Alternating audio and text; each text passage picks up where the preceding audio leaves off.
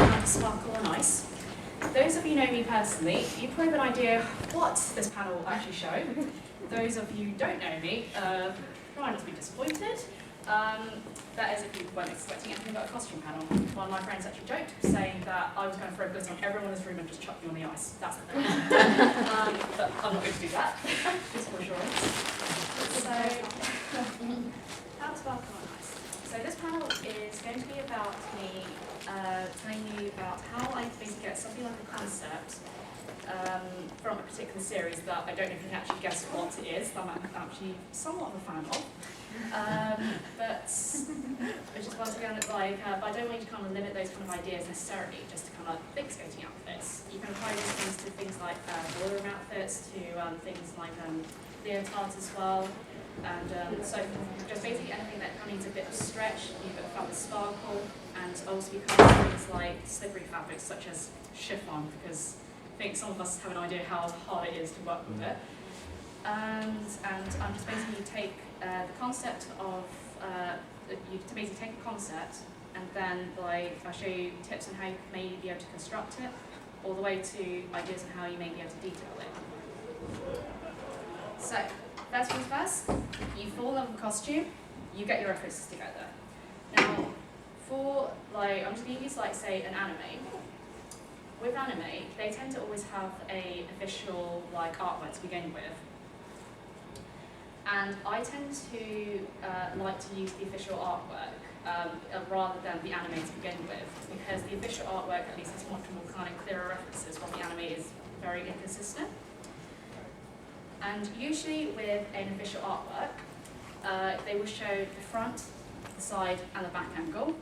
Just for the sake of this tiny little bit of the panel, I will be, of course, using this costume, which you probably didn't anticipate I'll be talking about it, not did you? So for this, you first get these, but because, well, for me, I like to kind of see a cosplay in a 360 angle. So just that image is not going to be enough. So that's when you start thinking about getting references from all other angles. And I basically was very picky about whereabouts the straps was, how many of them were there, things about the gems as well. I even thought about things about the ankle, because I was planning to actually wear this outfit on ice rink, which I did, and I almost died. Not from skating, by the way, but because I was just really cold. And the other thing that I tend to do is when I get a reference is that I note down anything that I'm really unsure of, because there's some cosplays which I'm sure you squinted at and you're thinking, what the hell is that? So then you kind of start to just write down things thinking, I'll figure this out later. But of course, with just a reference alone, that is not really going to kind of help you, just the anime. So then you start looking at kind of more physical sources that exist out there. Yuri on Ice was unfortunately one of those really, it was very fortunate that was one of those series where they actually had a company, cannot pronounce that for the life of me, and this company actually did actual ballet outfits, they did basically dancewear, and of course they ended up doing replicas of each of the Yuri on Ice outfits, which I really highly appreciated, because when I looked at that, it made it so much more easier for me to kind of have ideas and how I can actually construct my own outfit. But of course, not all series are that lucky to have that. So then that's when you go into another kind of source, existing costumes. And of course use Johnny Wear as an example, because this costume, Eros is supposed to be inspired by that kind of costume. And though I wouldn't probably necessarily use the ideas that they used for that costume, it was still quite cool to see how they actually constructed it. So everything from the fabrics to the embellishments, and it kind of helps you to have much more better idea of what you like, what you personally don't like. The other thing I tend to look at is costume sellers. I tend to kind of have a very, very brief look at obviously the China sellers, and though a lot of the stuff can be quite tacky, some of it can actually look quite nice. I have seen fairly nice examples. That's also another way for me to kind of give an idea of again what kind of fabrics I can use, and sometimes they can help about how you would get in and out of the outfit. Another one as well is that when I say costume sellers, I also look at cosplayers themselves who actually do commissions as well, because this outfit in particular, is such a popular cosplay. I've seen it cosplayed like so many times. So it's like, you know, like there's bound to be examples out there. Speaking of commissioners as well, of course, the other reference you can have is cosplayers. I find cosplayers are a really amazing example because one thing I really love about cosplay is that everyone can take exactly the same costume, the same character, but you can make it in completely different ways. And so through that, you start to kind of get more of an idea of like, you know, what fabrics do you personally really like that they use, what do you thought have worked effectively, what kind of embellishments they use, so forth. Next thing is I tend to think about, after when I get all my kind of research materials together, is I think about how am I going to interpret this to be a lot from a 3D thing into a physical thing.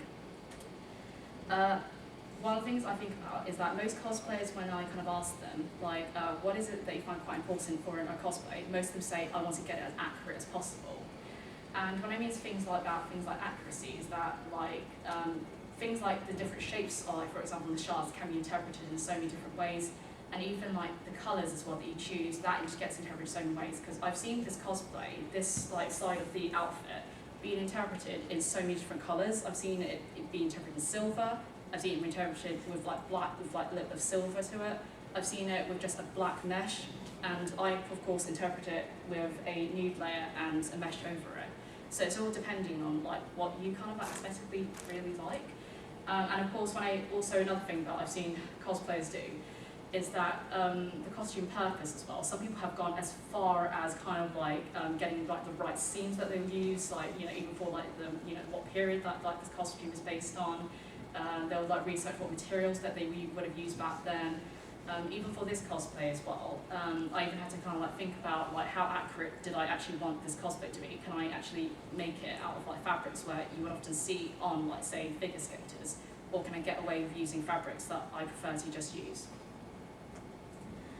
The body proportion. Now, most anime like characters, as far as I know, they have ridiculously long like torsos and long arms, like noodle like legs and stuff. And for me, with Yuri, he is a lot more taller than me. I'm very short. And basically things like the strap, for example, if I were to put that, like how they kind of like drawn it onto him, that would look like ridiculous on me, because effectively what it will do is that the wider the strap, it will make this look really short on me. So that's why I had to think, okay, I need to actually make this a lot more smaller. So then it will kind of like flatter kind of like my figure out more. And the other thing is that I know what with me in particular, is that like cosplays where like my waist is drawn in, that actually like flatters like my figure, and eventually you kind of start to kind of get ideas for like what would look good on your figure, because something that could look amazing on one person might not necessarily look great on you. Alright, the other thing that I'm also a massive fan of is that when I see something that is really flat, I feel I have to put volume to it. So, for example, there's nothing kind of like wrong with it, like that skirt bit, I have seen it kind of like done as like quite a flat piece of like fabric. But for me, I wanted to actually not do that and like make something that is has a lot more volume to it. So 2 ways you can actually achieve that is if you put like pleats and you put circles in it. But what I've actually done is done both. I made this into like a pleated circle skirt, because at first I was going to leave it as a circle, but what it did was that it just didn't have like the nice shapes that it left, whilst opposed to when I just put the pleats into it, it actually gave it a lot more kind of like depth, and I was actually a lot more happy with it. Because the other thing that's also really cool is that like when you kind of like just do a standalone image, that kind of volume, it shows, and it looks really cool like on photos, and just it looks like really dramatic. Costume history. So when I mean for like costume history, just for that example here, if you've ever seen the series like Yuri on Ice, we learned that this costume was owned by Victor, and then like Yuri decided to just use it. And the other thing that's also important to consider is that this was supposed to represent the female and like the male side. So with that in mind, I had to basically kind of like think like what kind of details would have worked when Victor wore this, and what kind of details would have also worked like with Yuri when he wore it. So with like something like when I was considering what makes this more masculine, that's why I decided to put like a nude layer on this side to kind of like bring out, I guess, the sexiness of the costume. But then like, you know, this being Victor's costume, he's very extra, so I imagine that you'd have to put more sparkles into it, which is what I did, just to kind of like give a lot more like texture to the cosplay. And of course, the other thing that I'm sure a lot of us ask to begin with is what fabric can I use, but I decided to leave it like for last, because it's got a lot to discuss with it. Basically, like you can ask yourself, can you get away with using a stretch or non-stretchy fabric depending on this cosplay? Now, based on how tight-fitting this cosplay is, because everyone is, I'm sure, can actually see all my curves in this, I had to basically make this into a fully stretchy like cosplay for the majority of it, because like, well, just for my own kind of like comfort with it, and like I chose a material that, though it does stretch, it actually like curves in with my body, which like brings out the shapes, and that was what I was going for. But there's some like where you can actually choose not to use stretch fabric if you can get away with it, which is why I decided to go against that with the skirt and actually use something which is like non-stretchy, because I wanted like some extra texture to it. And plus, like, I wanted something that wasn't so painful to like work with. We also ask ourselves, like, can you get away with putting something that is like detailed with detail, or do you want to just leave it plain? Nothing wrong if you wanted to like to leave it plain, by the way.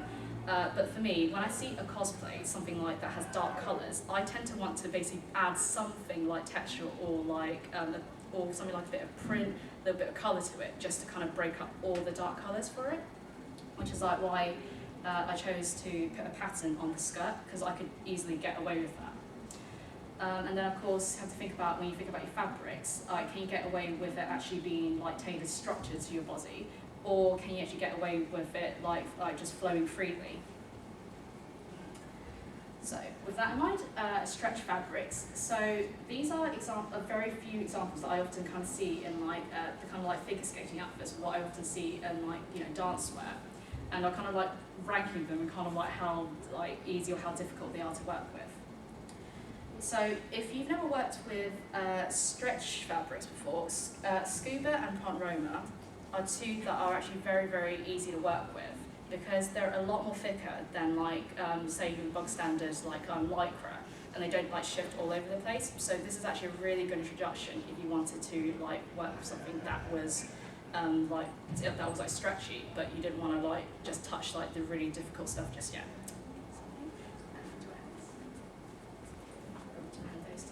I'm just going to hand a few samples just like for you to feel the texture of them if you've never felt like scuba or like pont roma before. But the bad thing is about scuba and pont roma is that they're quite, because of the thickness, you can't obviously sew too many layers together. But aside from that, it is absolutely lovely to work with. That's just why, because I noticed that there was actually a lot of detail with this cosplay. That's why I chose to make this nearly this entire cosplay out of like scuba, and like it would have been so much more like less painful that I used it rather than if I used something like velvets, because that slides. Fishnet. Fishnet is a bit of a strange one, because I feel that when I sewed it, it went through the machine fine, but because like I actually put it on like one layer and sewed it, that's what made it easier. So I would recommend that if you were to work with something like fishnet, because it has like very open weaves, this will catch in your machine quite easily. So that's why it's like, I would say if you were to sew it like with just a single layer by itself, put something like a piece of tissue paper, run it underneath the machine, and then it should work a lot more better that way. Lycra and spandex. Lycra and spandex is the most common like fabric that I have seen used in these kind of costumes, because it gives the most amount of stretch, and because there's a ridiculous amount of different types of like lycra and spandex out there. Like you've got your foiled ones, you've got like plain ones, you've got ones really shiny, you've got like print ones. It's like absolutely amazing stuff. From my experience, it's like sewing it wasn't a problem, but cutting it was quite difficult. So you kind of had to like really stabilize it because of how thin and obviously how slippery it is. But I will get into more details about how you can like cut fabric, and so that it will be a lot less painful, like with the shapes that you get in the end. Jersey. Jersey is one fabric that I choose to stay away from because like it's really nasty stuff to work with. I mean, it's great because it's a very light and it's like you know, very cheap as well. But jersey is something that really like when you kind of cut it, it has a tendency to roll. So you basically have to like stabilize it with something like with something like just to kind of like make sure the edges don't like roll up. But if I had to like choose, I would not use something like jersey.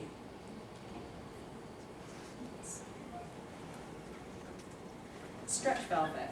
Stretch velvet is a very, very unusual one to use because like the thing about stretch velvet is that it has one pile that like when you roll like your fingers like down it goes really smooth, but when you roll your fingers upwards, it basically goes like it's really like rough.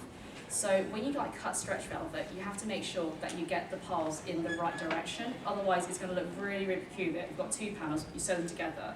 One side is really like shiny, the other side is really dark. So that's what makes it quite tricky. The other thing about stretch velvet that's quite bad is that you can't actually use an iron to it.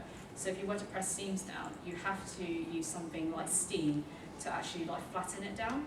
This is why it's also, even though it looks really, really nice, it's really tricky to work with. And when you run it through the machine as well, because the piles are literally going against each other, you'll have to like pin it like crazy just to make sure it doesn't like do that when it goes right through the machine. Stretch light pleather. So stretch pleather, as we all know, is part of the leather family, and one of the issues that you have with stretch leather is that it forms holes like when you pin it. So you have to be sure that when you pin the fabrics together, you will have to make sure that like it will be within the seam allowances and not on the actual facing, because as soon as you pin something through leather, that hole is permanent.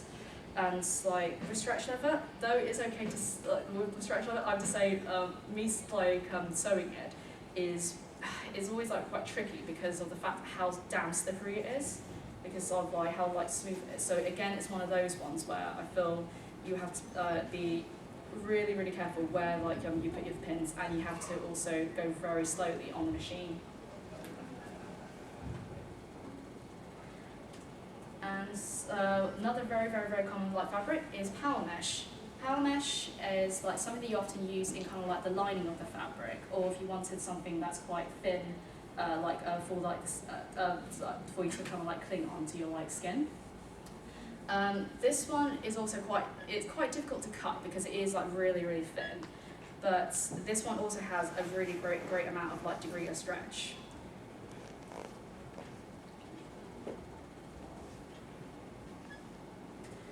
So going for a stretchy fabric, you of course often see things like chiffon being used.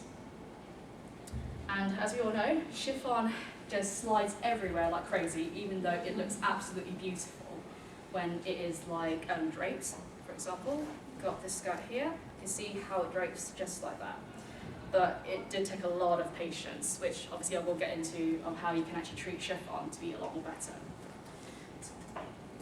Netting. Netting, of course, is very stiff. This is what you use for if you wanted to kind of like create volume underneath a cosplay. So you can easily have something like chiffon layer on top, and then you put netting underneath it. Or if you were to do something like a ballet two-lay piece, you could just use that by itself. And because of the fact it is really stiff, you can easily like cut it. No problems there. And the other fabric that I tend to work with is organza. Organza is also another great way that you can get colour and texture, and also you can get volume to your work. But again, it is a little bit tricky to use because it just like tends to like slide quite a bit. So it's another one where you have to go a bit more kind of like slow with it. And plus the other thing with organza is that it frays like crazy. Okay, and of course non-traditional fabrics. I thought I'd bring this up because when I make a cosplay, I never ever make it 100% accurate because I always choose to use detail over the accuracy of it. So a few examples I have done is that when I made like my Stammy jacket some years ago, I decided that for the shirt, I didn't want it to be necessarily stretchy because it didn't have to be stretchy. So I decided to use something which is called sateen and stretch cotton, which is absolutely lovely, lovely stuff. Where it's basically as nice to sew and like nice to sew as cotton, but then like it has that nice little stretch so you don't feel as trapped in it. And the other great thing is that if you ever sewn a collar to like to a garment, because of the bit that you find really hard to pass through the machine is when it curves. When you have something that stretches, it actually gets rid of that kind of like stressfulness, and you don't have the puckers in there. That is why I absolutely love using light sateen. Thank you. Brocade. Brocade is amazing stuff because of the amount of prints that you get with the cosplays. lines again, this is what I used on the Stammy jacket, on the cuff bits, because that bit was plain black, but I didn't like it plain black, so I decided to use a little bit of texture to kind of break up like the plainness of the cosplay itself. There's like several different examples of brocades out there. That's like, it would kind of like make that your cosplay very like a little bit of the cosplay, even though it's quite small, such as cuffs, it will kind of like make it stand out just a little bit. Stretch satin. Stretch satin is, this stuff is actually like, I found it was actually quite like nice to use because it's quite thick, like Duchess satin, even though it does slide quite a bit, so you have to be a little bit careful with that. But like, I use stretch satin for this cosplay here. Because the thing is that I didn't actually need to kind of like use a zip to get in and out of it. I just had a coat for the front slide bit just to get in and out of it. So that's why I felt stretch satin was actually okay for me to use. I didn't have to like go for something like Lycra. And plus it became a lot more easier when I was kind of like detailing up as well. And it's just like, basically all I can say is it's like fairly like lovely to like sew through the machine as well. I've never had like an issue with it. So that's also something you can consider. Satin, just a bit of stretch, just for comfort. Sewing pattern tips. So one of the first things that you consider, like pretty much not only for stretch fabrics, but also for just general, is that you always choose a base pattern that is closest to what you're making, like to begin with. Because if you choose something that is quite like that has like several panels when you didn't even need it to be, you are going to have a very, very difficult time trying to like sew this cosplay. So for me, when I made this cosplay, I used a very simple leotard as shown there, because basically it came with a collar, it came with sleeves, and I decided to make it into a leotard. I thought this is perfect. I can actually just, because it's such a plain base as well, like this is like something that I could easily use. And the other thing you have to ask yourself is the pattern designed for stretch? So if you've actually never like brought these kind of like stretch pattern before, you have to kind of like bear in mind to make sure that it is designed for stretch fabrics.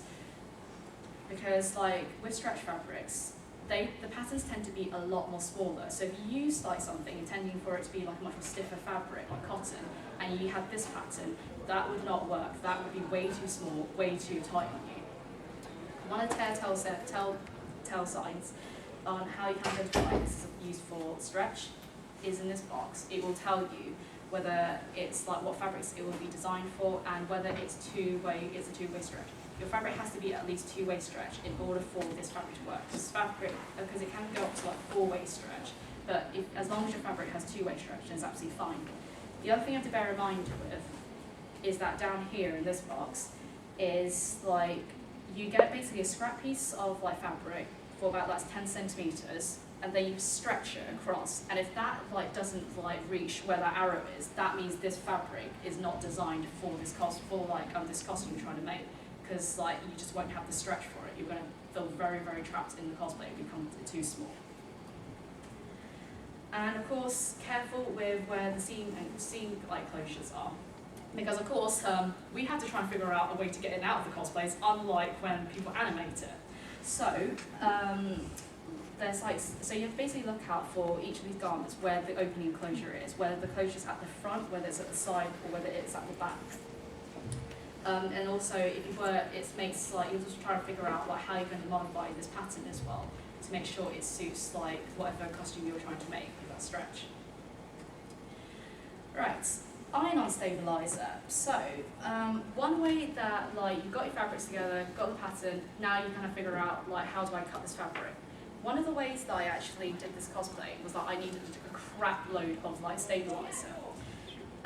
Because what eventually happens is that I've got two examples here. One of them is something that I use without stabilizer. The other one is something I use with stabilizer. When you put if you don't use stabilizer, what it will do when you sew it is that it will become really like, it won't basically be straight and everything will end up puckering. That's why it's really important that you have something that's stiff underneath the garment and then you sew it, and then you sew it. Otherwise it literally will just go all over the place. And this is one way that you can actually use stabilizer, which is what I use for these pair of pants. And like this one was it was a bit more of a confusing one, because what I did was that I had to kind of like mark out where like this like stripe thing was. Then I had to basically iron out like a shape that was actually a lot more, that was closest to where it is. Then I had to basically draw the shape on top of that. Then I had to basically cut that shape out. And then I had to put another bit underneath it, the other bit underneath it. And then I had to try and like pin those two together with the stabilizer on. And it works by you ironing it on, like ironing on first. I should have probably mentioned that first. You basically iron it on first, and then you draw, and then you cut it out. And you know, felt what stabilizer is? It's this stuff here. One side you notice is very, very like smooth. The other side is very like rough. So it's always the smooth side you iron down first, and it becomes a temporary hold on your garments.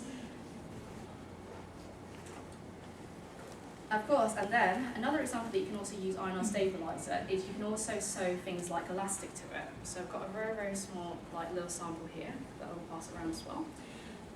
This was a pain and a half, because the thing that I got really, really stressed about was that I was trying to line up everything on this cosplay. So like everything from where the straps would sit has to line up perfectly with how it is on the shoulder, all the way to underneath like where the seam line is. That was really, really tough to do. And the best way that I found to do was that I had to iron on little parts of the like the stabilizer, and basically sew one row at a time, because what I ended up like doing to begin with is I basically got this big piece, ironed it on, tried to sew it that way, but the stabilizer just kept coming apart. So you have to take it in really, really small like sections at a time. I would not recommend you doing like a massive section, because it really, really won't work. And after this cosplay, I never really want to see it again. So. The third way you can also use iron-on stabilizer is you can also apply applique work onto it. This is something that I'm working on like currently for my next project. And one thing I actually really, really love is like I love using the applique function. So for what I did is that like I wanted like to machine applique this pattern onto like this part of the garment. So what I did was that on the reverse side, I ironed a little bit of iron-on stabilizer first, the stuff that you actually do find in like shirts, just to kind of give it a bit more rigidity. Because like the thing that I could get away with was that the skirt was going to be lined, so that's why I could actually put something like that underneath it. And obviously it gave it more stiffness, and then I ironed that on top of it. And then from there, I drew the design on the front, then I sewed it on from the front as well. Then from the back, after I sewed it, tear it off, and then I get that, and it's actually really like nice and flat. I've got a sample here as well, where I've done like one that is a lot more looser of a stitch, and the other one where it's like super tight.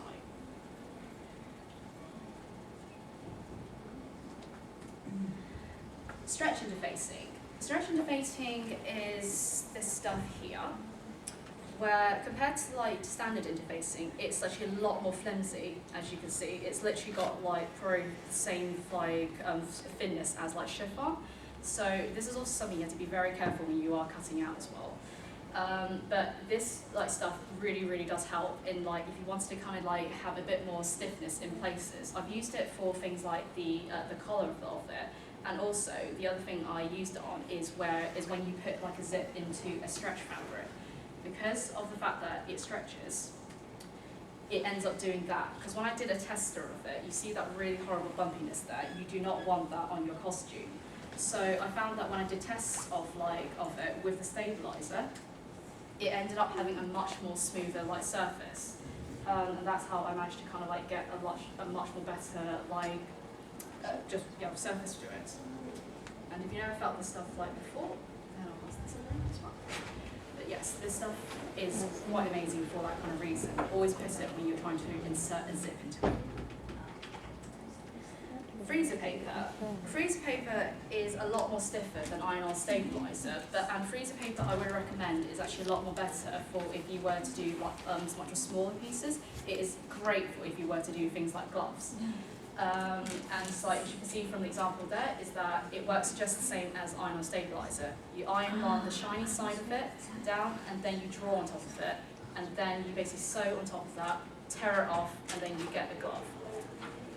It's also really great for if you were to do stencil work. So you basically can draw the shape on first, cut that out, then you iron it on, and then you have a really nice kind of like stencil to paint on, just as another little heads up as well, and how you can use it. So, pre-cutting tips. One thing I discovered is that obviously you get different like little pin sizes, is that if you were to work with something that's very, very delicate, such as like chiffon, it's better to use things like a silk pin, which you notice slightly when I pass this around, it's a lot more thinner, and like the reason why it's a lot more thinner is that it helps to like not snag the fabric, as opposed to something like dressmaking, and plus it will obviously won't form as like big of holes in something as like delicate as like chiffon. And like the other thing as well is that, like I say this to everyone, is that before you sew something, especially if you have a layer on top of another layer, please place it, because it will save you so much more hassle as opposed if you were just to run it through the machine and then everything puckers, as some of us have probably experienced already. That's one reason. Yeah, helps like layers to stay together. One reason why I do that. Another reason is that you get like a much more accurate kind of like seam alignment. So I would still say pin it, but also basting is also now security. And of course, know that you're actually sewing the garments like right side up, because I'm sure some of us have experienced it when we're very, very sleep deprived. We've sewn like panels the wrong way round, or they become upside down, and we wonder why the hell does this not look right, or does it fit together? It's just like, okay, it's because I've been an idiot, that's why. Sleeves. One sleeve being inside out after you've sewn it on. I've been guilty of that as well. Left arm sleeve. Oh, right. I've stitched the arms on the wrong side of things, which is difficult because it's got 3 attached gloves. I've sewn things to what I'm wearing. That's why I say basic is really important, just for that reason. So, other than pre-cutting tips, another way that you can also to prep your fabric is that, again, if you want to work with chiffon, it's a bit of a pain, but it will save you quite a little bit of hassle, where you basically put tissue paper underneath it, and then you put your chiffon on top of it, for example. Then you basically put you put a tissue paper on top, you put your pattern on top, and then you pin it. I know it seems a little bit kind of like it's a very, very long process, but it will help you in the long run, because if you try to cut the fabric without using something like tissue paper, what it will effectively do is that it will end up moving all over the place, and then that's when it will start to kind of it will stretch on the bias, particularly with chiffon. And I found that this method has actually really, really helped for when you're treating something as thin as chiffon, because you can actually because it makes it gives it much more cleaner cut with it. The other a couple of hints I can give you is that I would recommend you investing in something like a rotary cutter, which is what this looks like. Now, with scissors, the problem if you were to try and cut something as thin as chiffon with scissors, what it will do is that it will end up moving the bottom layer, and that's what creates the shifting.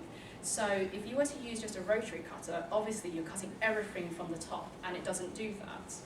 The other thing I suggest is that you get something like fabric weights, or you get something like washers, and that also helps to stabilize the fabric, just to make sure it will stay still, and also to hold things like tissue paper in place. Now you've got that, you've got time to set up your machine. You can either use a stretch needle, or you can either use a ballpoint jersey. But I found from my experience, stretch needles have always worked a lot more better for me, so it all depends on how your machine behaves on it. I mean, I've got both anyways to play with, but personally I prefer to use stretch fabrics for that kind of reason. And for much more delicate kind of fabrics, you would use something called microtex needles, because this is a lot more finer than your universal needles, and it will help kind of make them help less snag the fabric when it goes through the machine, and it will have less holes as well. This is a tip. And also for thread is also very, very important, as I also found out. Please do not go and buy really, really cheap threads unbranded from anywhere and use that, because I found that when you try to use this on stretch fabrics, it will skip stitches all the time, and it will like end up kind of buggering up like your machine. I mean, the needle gets stuck in the machine, and then you're just literally just like frustratingly trying to like get the thread out. I don't want to do that. So I find that, well, for me, Coat Silhouette is the brand that I've been like pretty much like living on to use for like stretch fabrics. But you can also use something like Gutmann. I mean, though the thread is actually a lot more pricier, like than obviously the cheap-ass kind of thread that you use, it will help you a lot in the long run because it is such a high-quality thread. So it's bound to like cut through the garment a lot more like easily. And of course, I use for the normal kind of like garments, I use like something called like moon thread as well. The Moonlight brand thread, because like that's actually, I find, is a high quality thread for fabrics like that are like non-stretchy. That's just from my personal experience, like anyway, so what I would use. Next we go through what stitches we would choose. One of them is called a triple straight stitch. My machine doesn't have that many stitches, but this is enough for me to kind of construct something. Triple straight stitch, as like you gathered, is when it basically stitches 3 times on the machine. I would only recommend you doing this on very, very small things like gloves, because like it's the fact that it eats up so much of your thread, and like the other thing is it makes it really, really hard to undo. So if there's areas such as like, you know, gloves, the crotch seam of course, because well, no one really wants like that to tear, do they? So like something where it goes through a lot of wear and tear, you use this one like just for that kind of reason. Just to make it really, really secure, and it will stretch with the fabrics, but I would not recommend you doing it on like very, very kind of like long seams, just because it takes a really, really long time, and plus it can slip a little bit. And of course, everyone knows that zigzag stitch is the thing that a lot of us like use when we do like when we use stretch fabrics, because if you try to use something like a straight stitch, it will basically like just tear your fabric as you kind of like it will tear like the seam. Like when you like move in it. So, and like with the zigzag stitch, it uses more thread, but then because of the fact it uses more thread, it will like obviously accommodate for all that kind of like stretch. And it's absolutely great for like when I want to like join like the seams all together. This is what I pretty much like how I sew most of like my garments together. And also it's really good for if you want to like top stitch detail, which is what I've done on this costume as well. And of course, there is this other like stitch, which on like some like machines that have a lot more like a stitch to it, something called a lightning bolt stitch, which is similar to a stretch fabric. This is one that I've seen quite a few people use it, because that is like I guess it's a lot more neater than a zigzag stitch, because zigzag stitch is literally like that, but then that one is kind of more straighter. If you kind of get me. Mm. So if you have that stitch, use it, but if you don't, zigzag stitch works just as well. Okay, how do you finish off the side seam? So if you worked with like really, really delicate fabrics before, you would have like come across some things like such as like a French seam. A French seam, though it sounds really complicated, it's actually not too bad to do, because when you sew like 2 seams together, what you end up doing is that you put 2 front like right sides together, and then you sew down there. But with the French seam, you put 2 wrong sides together and sew down. You basically sew down like one side, then you snip a little bit of the seam off, and then you fold the fabric over, then you stitch down, and that is what's creating this like beautiful fold. All that fabric is contained within that little bit.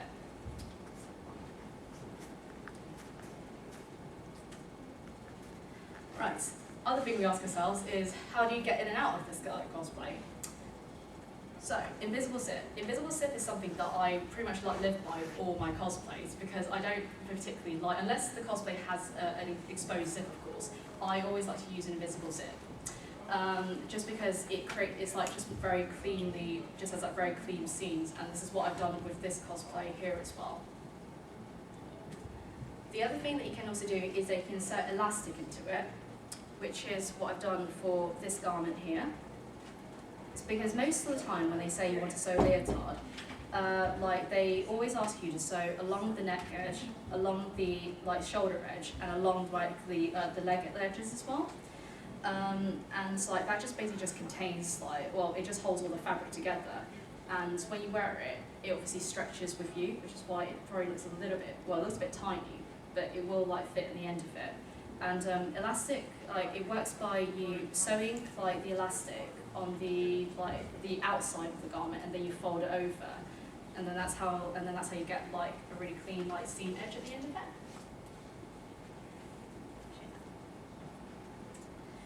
Snap fasteners is also another great way you can also secure your cosplays like together. That's also something that I personally really like using for kind of like those kind of emergencies.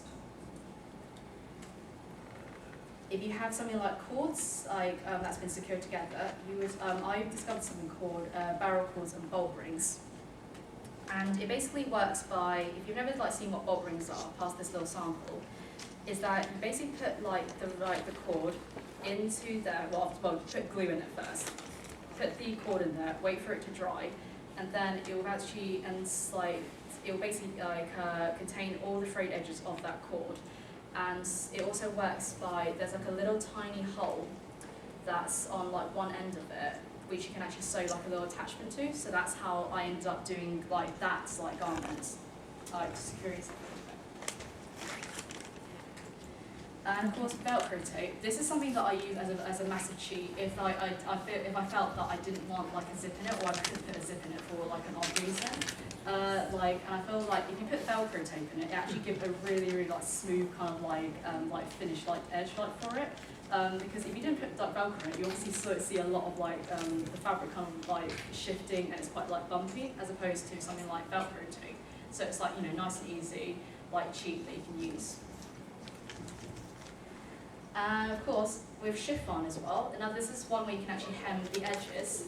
I discovered like this just only like last month, where all you have to do is that when you're hemming like an edge, is that you iron like at least 1 inch worth of like fabric down, and then you sew a zigzag stitch right on the edge of it, and then you really carefully get your scissors, cut that little bit of like chiffon off, and then you actually get like a really nice clean edge like for the chiffon. So that's also another really easy way that you can like treat it.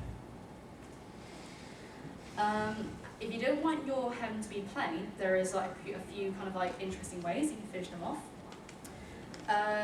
If you wanted something that was perhaps a bit more organic, or you're going for something that's like a lot more, I don't know, fiery, then I would recommend you use a zigzag stitch on the tight zigzag stitch on the edge, because it ends up creating a lot of like volume, and it just actually looks really like stunning. This is just a small example I'll show you. The other thing is that if you didn't want to do that, you can also try and use like metallic threads as well if you also wanted a bit of sparkle to it. This cosplay, even though it's quite hard to see, I actually used a bit of metallic thread on the edges just to kind of give it a little bit more detail of the edges. I even used metallic thread on the edges of like this garment, just so like it could just have that tiny little bit of like detail to it, just to finish it off.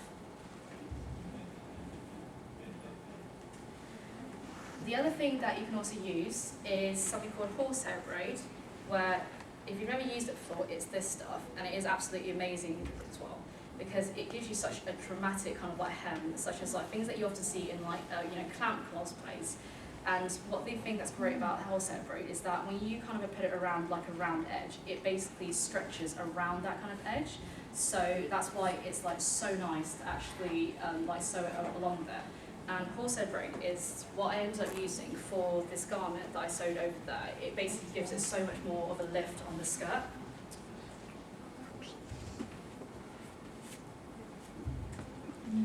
And of course, another thing that you can also use is you can also put cording on the edge of it, just to kind of like give it a little bit more volume as well, if you like really fancied it.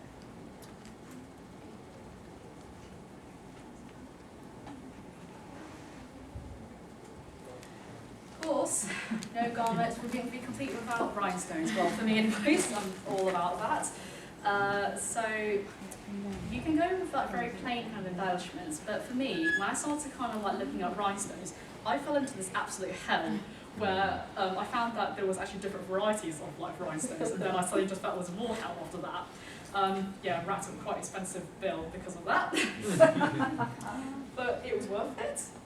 So Right, so one way they can actually, like you can actually like rhinestone like your kind of pieces, is that you can actually you can use it to create like a shadow. So the way that I interpreted these shards is that I actually like made them look more three-dimensional by using a black like rhinestones and creating a little shadow underneath it, and then I basically used like a colour that's similar, like grey and white, to put on top of it to actually create more of a shading to it. So that's one trick you can use to actually outline something. Another way is that you can just literally just scatter them anywhere. If the garment has like a lot of sparkle everywhere, you use like different sizes for it and just literally just put it where you please. Another way that's like when is like you can also play around with the gradient of a cosplay. So you use different types of like different pantos of like of the same color. It's like, and then you just plonk it like wherever really. Another way that you can also use your rhinestones is you can outline shapes, but you can also create a gradient for it. So for this one, I outlined like the feather shapes with like white rhinestone. But then you can also like put gradient, but I also use like blue, dark blue, light blue, turquoise blue, and white, just to kind of give it a little bit more shading because it will make it stand up quite a bit. And yes, as I'm going back, why settle for the plain embellishments? So, one thing I found out was when I was researching was that you can use they have like different kind of gradients of kind of rhinestones. You can also have rhinestones where they're aurora borealis, AV gems, like just kind of give more colour. You can also have AV kind of like teardrops or kind of pretty much any shape imaginable. You can have rhinestones or beads that have different shapes to it. You can also have gradients like flat beads as well. And of course you can also have buttons like with print onto it. Anything basically just to kind of give it that little bit more texture if you really fancied it. And I'll just pass around a little sample of this. And of course, don't forget about making the fabrics interesting. Nothing wrong picking the plain fabrics, but you can also balance it out if you wanted to with a lot more with fabrics that's have a lot more sparkle to it. So you've got the plain pont roman that I passed that's been passed around. This is the sparkly version of it. And of course you've also got velvet as well, but this is also a much more printed, detailed version of it as well. Also got embossed crepe as well, which is basically another brocade kind of fabric. This comes in a lot of different varieties, different prints. You also got shimmer chiffon as well. That's where it's got a lot more glimmer on the surface of it. You got printed chiffon, which is on the garments. That's been passed around as another idea. You can also even tie-dye the chiffon as well to create your own kind of pattern and texture.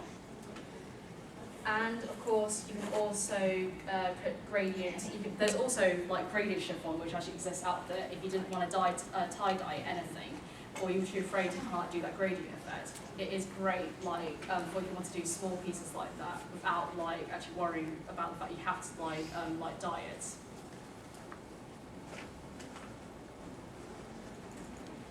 And then the other thing is I encourage you to do is that don't be afraid to experiment with different types of fabrics. Because when I started doing that, I found I ended up with some really, really interesting colours. So these are samples which I'll be passing around, where you can see what the fabrics were to begin with, and then you can actually see what kind of pattern it actually what kind of colour it made. So first one, these are just 3 different examples that I've actually done this, where I used Duchess satin, used Katie chiffon, and then combined together it became this beautiful turquoise colour.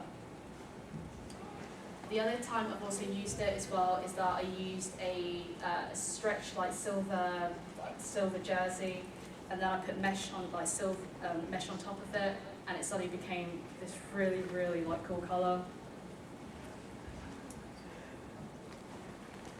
And then another example I've also done is that I used Lurex and also royal blue taffeta together, and it just ended up having that little bit of like texture for the front of the lapels.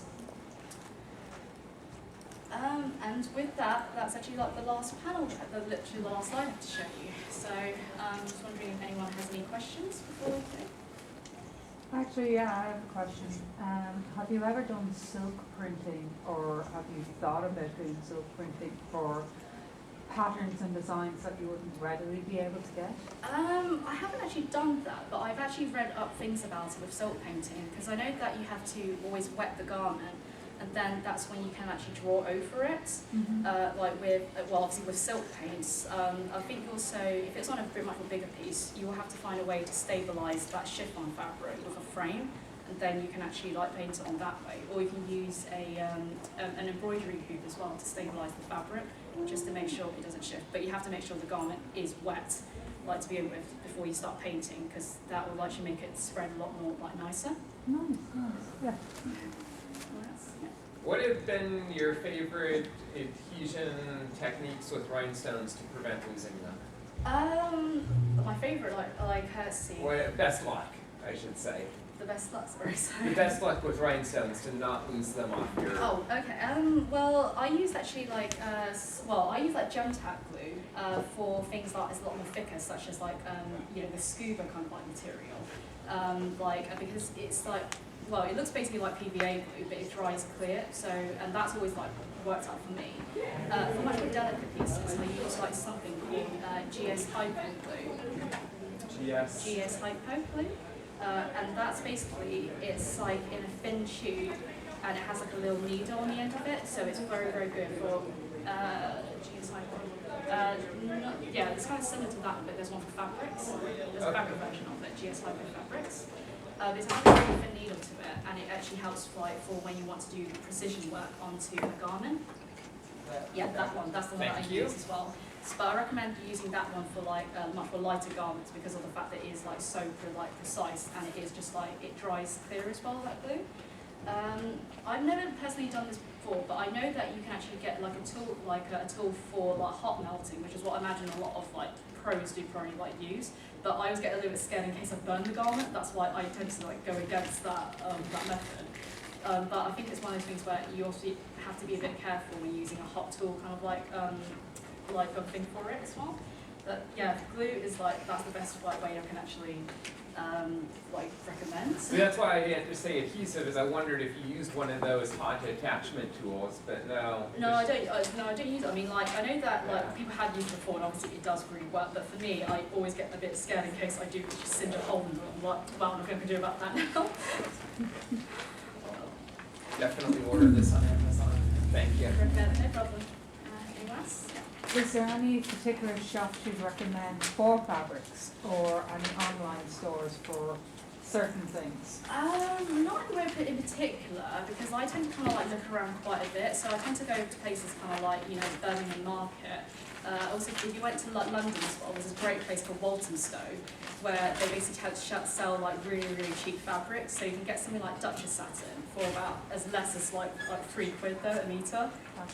It is brilliant stuff, and you also get the really pretty like printed fabrics as well, like chiffons. But aside from that, I think it's just a matter of like just looking around online, because I literally look at all these places that everyone recommends. Like I mean, eBay is one of them, obviously. But after that, I tend to branch out other places such as like Tia Knight, Minerva Craft, Calico Lane. It's just whatever they have available and whatever fabric really works. In the same branch, when you're looking for fabrics online, are there any telltale signs that you should look out for on quality? On the quality of it, I guess like you can also like look at kind of like the reviews of like of the place as well. But when in doubt, always order a sample. Especially if you order a few meters of it, because something that obviously looks like great online, it can look completely different in person. Okay. Yes.